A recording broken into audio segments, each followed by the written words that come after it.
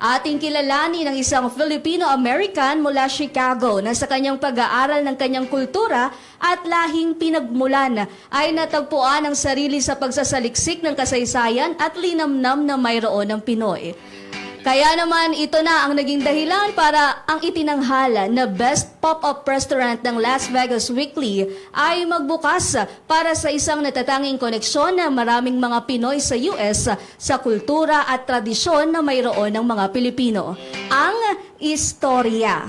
Kaya naman to tell us more about this pop-up restaurant whose passion is to provide food experiences that inspire joy, drive exploration of Filipino identities, and rekindle the connection of the roots of many Fil-Am in USA. The founder and owner of Istorya na si Mr. WALBERT Castillo. Good morning po at welcome sa Pro Pinoy. Hi, good morning, Walbert. Kamusta po? Thank you so much for having me. Kumusta? Mabuti naman po kami. Walbert, tell us about your story. Istorya. Yeah, so my Istorya really starts with just wanting to feel more connected to my Filipino identity and culture. And so I've always been a storyteller. That's sort of my bread and butter.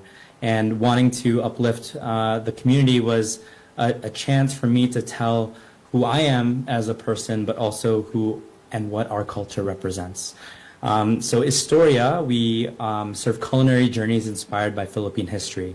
We've had 2 pop-up dinner series that focused on pre-colonial cuisine, as well as Chinoy food from Binondo. From my trips to the motherland, we brought that all the way back here in a place called Las Vegas. So if you both are ever in town, let me know. But for us, it's really navigating back to who we are as a people. As you know, Filipinos are very complex in ethnicity. We have influences from the Spanish, the US, the Japanese, Indian, Malay, Arab, you name it, right? And so what better way to tell our own story with who we are as a people than through the food itself? So, you studied, were you born in the Philippines or were you born in Chicago? Yeah, so I was born in Chicago, and every now and then I would come and visit the motherland and visit where my parents and my family's from. So, Filipino parents, right? Yes, Filipino parents. Filipino parents. Now, in the family, who cooks Filipino food? Your mom or your dad? My mom. Mom. I have to Your say mom. she is the matriarch. She is the one that brings all everyone, the whole family together in one household setting. And you know, she's super talented. She makes wedding cakes and Filipino pastries, and she also makes food at Istorya. So, you got the influence of cooking from your mom. Mother. Right? I would say so. Yes. It's funny. I'm not the chef of Istorya. So our chef, Chef Kat, she is amazing at what she does, and she's very talented. But for me, I'm more of the storyteller. So I learned, you know, the culinary history and some of the food and how to taste good Filipino food through my mom. But at the end of the day, it's sort of me who's helping shape the stories of how we get from X to Y. Is Chef Kat po isa Filipino? Chef Kat is Filipino as well. Oh, siya ang master chef. Master Chef. Master Chef. How many chefs po do you have sa Istorya? Yeah, so Chef Kat is really the primary chef of Istorya. And, you know, because we are based in Las Vegas, Chef Kat has worked as an executive sous chef at Momofuku, one of the top restaurants on the Strip. So that is based in the Cosmopolitan. And so for what it's worth, she's built a network of so many talented cooks across Las Vegas. And so whenever we have an Istorya dinner, you'll find that the cooks in the kitchen, you know, they have full-time jobs on the Strip and they work at some of the top tier restaurants. But for one night with Istorya, you sort of have that talent that comes in the door and cooks this food of high caliber to all the attendees and all our guests. Okay, let's talk about your menu in your restaurant. Does it have to be purely Filipino, or there's a fusion between maybe French cooking and Filipino cooking, or Spanish cooking and Filipino cooking, or Chinese? Is there a fusion? I wouldn't. It's funny because people have said that Filipino food is the original fusion food, if you didn't know, due to its various cultural influences and span of colonizations. And so, as I had mentioned earlier, I believe, and so does my team, recognizing different parts of history will bring us closer to understanding who we are and where we're going. And so each chapter focuses on a different style of cuisine, hence a different part in our history. And so the first chapter of Istorya really focused on pre-colonial Filipino cuisine. And the next chapter focused on Chinese Filipino cuisine from our travels to Binondo. And so what's really exciting about this is, for me, I want to learn as much as I can from others. And I team up with historians from the Philippines. If you're familiar with Tita Feliz Prudente Santa Maria, she was on the Vogue cover of Women Who Launch 2-3 months ago in Vogue Philippines. And so she's been one of our key historians in helping us bridge our past to the present. Okay, more or less, what is the acceptance among your clients? Are they mostly Filipinos, or there's a lot of foreigners also going into your restaurant? I'd say it's a really good mix. You'll take a look around and you'll notice non-Filipinos as well as Filipinos, as well as younger people and the older, which has been really great because within Las Vegas, 53% of the Asian American population are Filipino. So kind of crazy, that's 200,000 plus Filipinos in Las Vegas alone.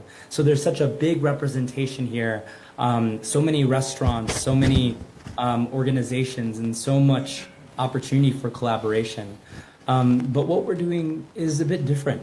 A lot of the dishes that we're serving are dishes that people might not see at a Filipino menu. For instance, we serve pianggang manok. It's a tausug dish from Mindanao. And, that type of dish you don't normally see at a Filipino restaurant here.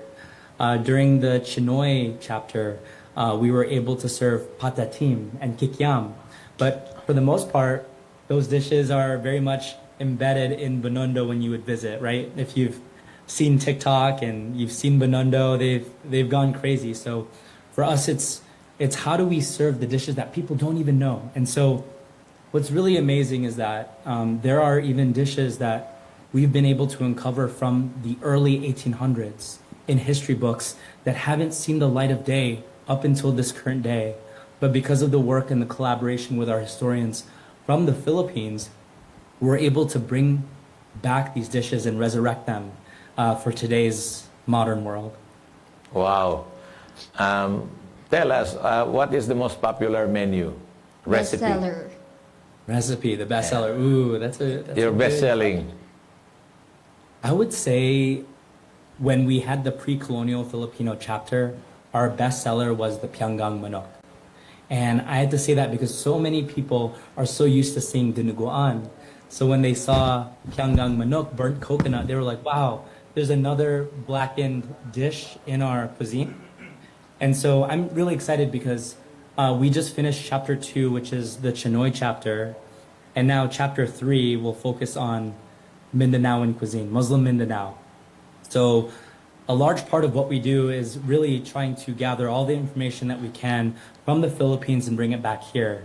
So my team is traveling to the Philippines in 3 weeks to Zamboanga and Tawi-Tawi to work with Clang Garcia, the Food World Travel Ambassador to the Philippines, and work with her and her team to create a documentary series that raises awareness about this cuisine and bring it to the U.S. Wow. and share it with our guests.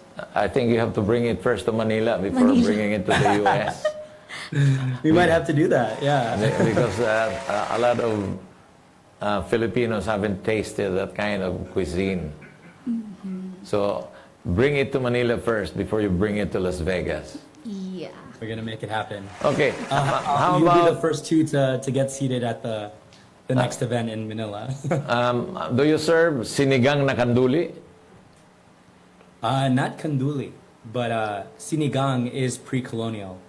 Oh, chapter 1. So- It's actually sinigang na miso sa kanduli with mustasa. Ang sarap niyan.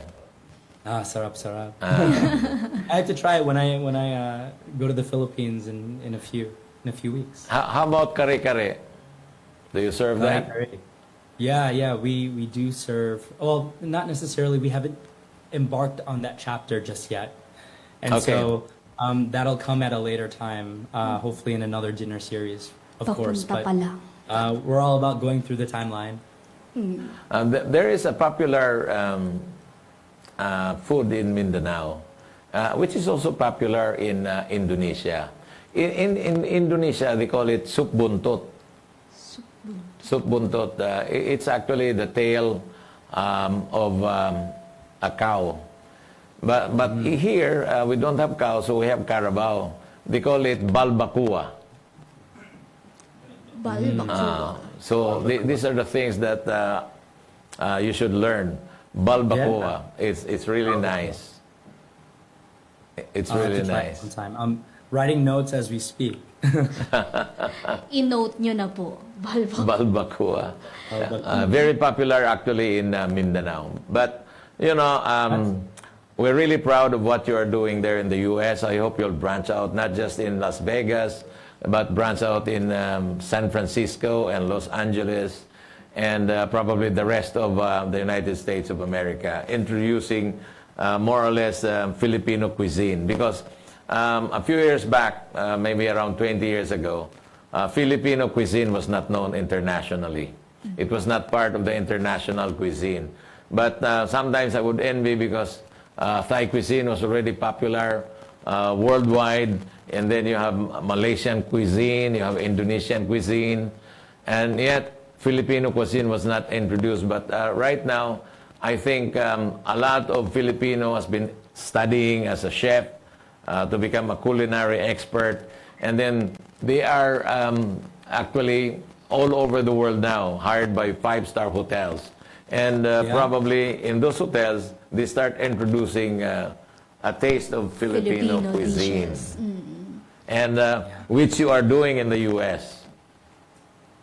Yeah, no, I could not agree with you more. I think there is a lot of momentum for Filipino food on a global scale. And so you're seeing that, especially this month with Filipino Food Month. We have so many amazing Filipino chefs who are sharing the world in their communities, what it's all about, right? And so I'm excited in regards to that. And you mentioned Istorya just wanting to expand. We'll actually have our first Istorya non-Vegas dinner in June. It's going to be in San Francisco. So we're going to bring it to our kababayan there, and hopefully they will get the chance to try that out. And that will be the dinner really based on some of the learnings that I had from Mindanao. That's good. At least you're going to San Francisco and introduce Filipino foods in San Francisco. Yes. Joanna has something to ask. Yeah, sir, nagsiserve, nagsiserve din po ba kayong papaitan? Papaitan. Yeah. From the Cordilleras. And this May po, you'll go to Mindanao, the team. Papaitan. I haven't had it myself, but I would love to try it sometime. When you come, there's a lot of restaurants serving that. Actually, it's a goat meat, entrails of the goat. And Filipino Ilocano, correct? yeah, and to make it bitter, they use the what do you call this? The one in the stomach that is not yet being food, they use that because normally they eat grass, no? The goat eat grass, so it's quite bitter. So that's what they use for papaitan. And of course, I have to try that. there's bile that they also use. Ayun, bile. Bile. Abdo ang tawag niyan. Abdo. Is it- Ayun. Bile. Is it one of you? Would you say it's one of your favorite dishes? And then in Mindanao, if the Japanese have sashimi, we have also kilawin. Kilawin. Yeah. Yeah. And in Mindanao, what they do is they neutralize the sourness of the vinegar by putting coconut milk. And it really tastes good. Yeah, especially, one of the things that we found, which is especially true with a lot of the pre-colonial dishes, was the use of coconut. A lot of the dishes that we used sort of complemented a lot of the dishes and the types of spices that you are pretty much prevalent during this time period.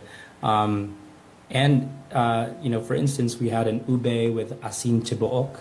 We served pre-colonial Filipino salt from Bohol, if you're familiar, over our dishes. But this specific dish had coconut cream. And so a lot of the dishes that we had served are very much influenced based on what was there at the time. It really paints a picture of what was available.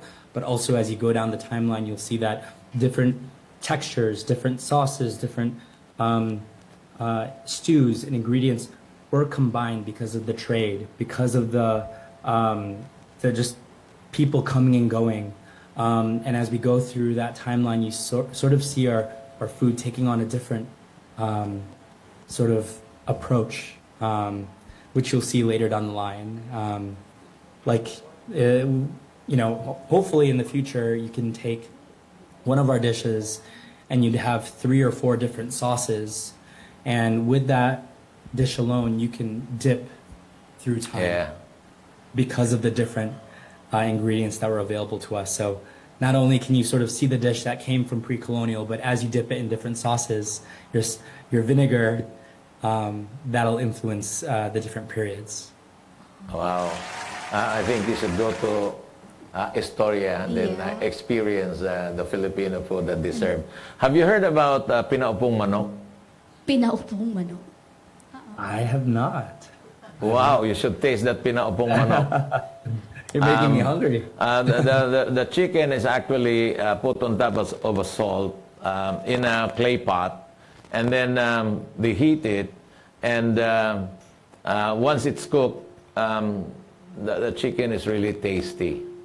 So, pinaupong manok, put it in your I'm writing in your it down. diary. Pinaupong manok. Notepad. You go to Pina. Mekawayan, and then because it's not served in all the restaurants. But pinaupong manok, I think you have to tell your customer to tell you in advance so that you'll be able to prepare it well. So these are the things that we are suggesting. There's still a lot, but we don't have enough. We don't have the luxury of time. So can you invite our kababayans in the U.S., because a lot of them are watching us, and in the Philippines when they go to Las Vegas to visit your restaurant? Yes, so for those visiting Las Vegas, the Istorya Pamilya welcomes you and invites you to dine with us through history and through time. We're excited to bring a Moro cuisine pop-up dinner experience starting in June all the way till the end of the year. And that will be really based on the learnings that we have had with our trip from Mindanao. I'm excited to be able to be on this journey. Thank you, Pro Pinoy, for having me, being able to talk about the amazing work that the Istorya team does with alignment and in conjunction to how we tell our stories through food. It's been a journey so far. We just started about a year ago, and we're continuing to learn from others in the community, and learn about our history, and resurrect dishes that haven't seen the light of day for centuries even. And so know that for anyone who is visiting Las Vegas, whether you want to try dishes that you might not necessarily see at your regular Filipino restaurant, you want to learn about your history and your culture, or you just want to try some really great food by our chef, Chef Kat, know that Istorya is your home. It's a home for you to experience what is Philippines. And yeah, it's an inspiration to everything that I've learned, certainly through visiting the motherland. But know that the community here will always welcome you with open arms. We're also celebrating Filipino Food Month here in Las Vegas. We have an event coming up called Bahay Buko, a play on words with Bahay Kubo, right? So Bahay Buko will happen with the Filipino American Chamber of Commerce here of Greater Nevada. And so that will take place next week, but it's going to be the first Filipino Food Month in Las Vegas. So we're celebrating that with Filipino Restaurant Week. And funny enough, the key ingredient that we had talked about previously is going to be the highlight that will be utilized for the Restaurant Week. It'll be coconut buko. So yeah, we welcome you with open arms. Know that Vegas is your home, or a second home, if anything. Thank you, Sir Walbert. Thank you, Albert. And I hope to see you when you come back to the Philippines. Yes, I hope to see you there too. I'll Okay. take you up on Thank the you so dishes. much. And then we can eat pinaupong manok together. Let me know. I'll build it in our schedule, and you can meet the team. Ay, Okay, thank you you. so And much. good morning in the U.S. Good luck and congratulations. Good evening. Thank you. I really Thank you. appreciate it. Okay. Pinoy, ito na